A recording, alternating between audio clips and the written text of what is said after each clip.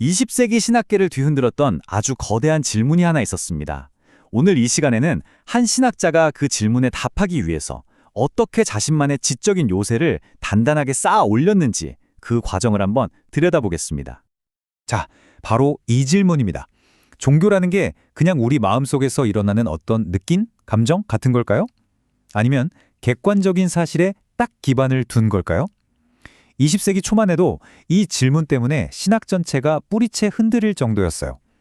바로 이때 루이스 벌코프라는 사람이 이 도전에 정면으로 맞서게 됩니다.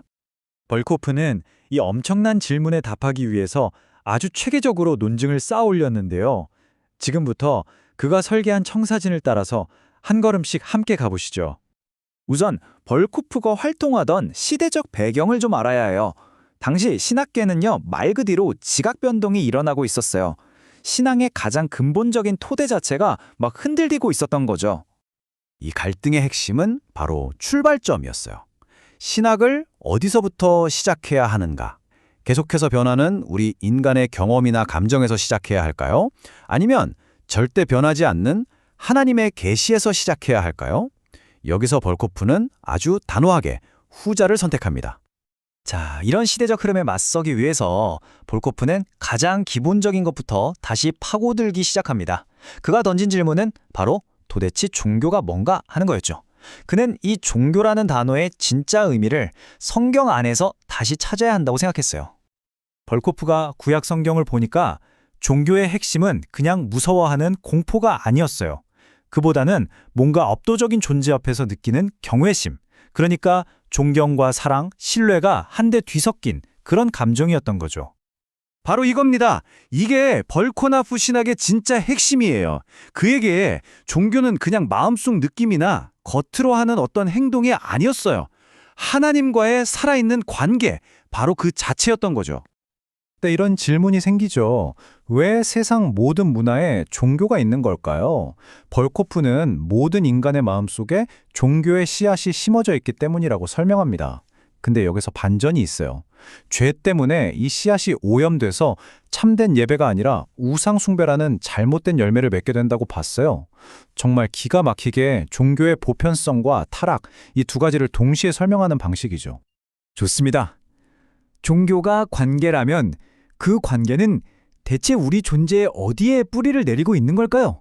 어디에 자리를 잡고 있는 걸까요? 벌코프는 이어서 이 질문을 던집니다. 당시 사람들은 종교를 자꾸 인간의 한 부분으로만 설명하려고 했어요. 어떤 사람들은 종교는 머리로 하는 거지 지성의 문제야 라고 했고, 다른 사람들은 아니야, 뜨거운 감정이지 라고 했고요. 또 그건 의지, 즉 도덕적인 행동이야 라고 주장하는 사람들도 있었죠. 근데 벌코프는 이 모든 게 다 인간을 조각내서 보는 거라고 생각하고 거부했습니다. 대신 벌코프는 종교의 자리가 바로 마음에 있다고 말합니다. 여기서 우리가 조심해야 할 게, 성경에서 말하는 마음은 그냥 감정만을 뜻하는 게 아니에요. 오히려 우리 존재의 컨트롤 타워 같은 거죠. 생각, 감정, 의지, 이 모든 게 하나로 모여서 작동하는 중심부라고 할 수 있습니다. 자, 그럼 종교가 뭔지, 그리고 우리 안 어디에 있는지까지 정의를 내렸네요. 그럼 이제 그 근원으로 한번 거슬러 올라가 보죠. 이 종교라는 건 대체 어디서부터 시작된 걸까요? 벌코프는 당시에 유행하던 인류학 이론들, 그러니까 종교가 인간의 두려움이나 무지에서 서서히 진화했다는 식의 이야기들을 전혀 믿지 않았어요. 그는 이런 이론들에는 아주 결정적인 논리적 허점이 있다고 봤죠. 좋다. 그럼 원래 인간이 비종교적이었다고 치자. 근데 어떻게 아무것도 없던 상태에서 종교적인 관념이 생겨날 수 있느냐? 이 질문에 아무도 답을 못한다는 겁니다. 그래서 벌코프의 결론은 아주 명확했습니다. 종교는 인간이 만들어서 위로 올라간 게 아니라는 거죠. 정반대입니다. 위에서 아래로, 즉 하나님이 창조 때부터 인간에게 자신을 드러내셨기 때문에 시작된 신적인 산물이라는 겁니다. 자, 이제 벌코프 논증의 건축학적 천재성이 드러나는 부분입니다. 그의 신학 전체를 떠받치는 아주 중요한 두 개의 기둥, 핵심적인 구분법을 한번 살펴볼게요. 첫 번째 기둥은 종교를 두 가지 측면으로 나누는 거예요. 근데 이건 동전의 양면처럼 절대 뗄 수가 없어요. 한쪽에는 하나님이 드러내신 객관적인 진리가 있고, 다른 한쪽에는 그 진리에 대한 우리의 주관적인 반응, 즉 우리의 신앙과 예배가 있는 거죠.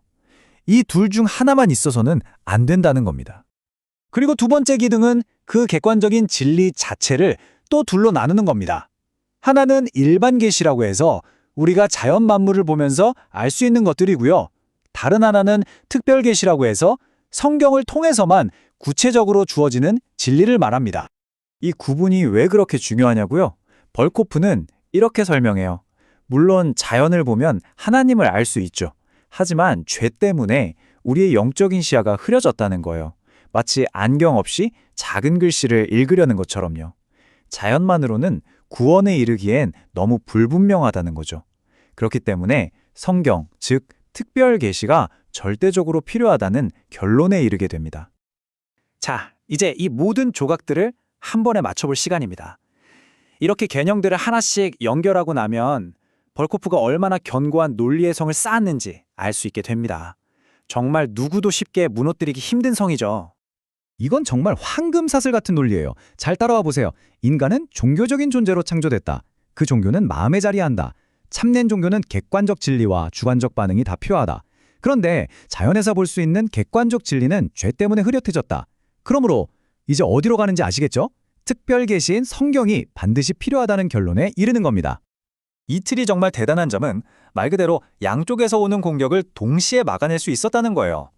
종교를 감정으로만 축소하려는 자유주의 신학을 향해서는 아니, 객관적 진리가 있다고 외칠 수 있었고, 이성만으로 충분하다는 세속주의자들에게는 그래, 이성도 좋지만 자연만으로는 부족하다, 특별 계시가 필요하다고 맞설 수 있었죠. 정말 탁월한 방어 전략이었어요. 결국 루이스 벌코프가 한 일은 단순히 종교라는 단어 하나를 정의한 게 아니었습니다.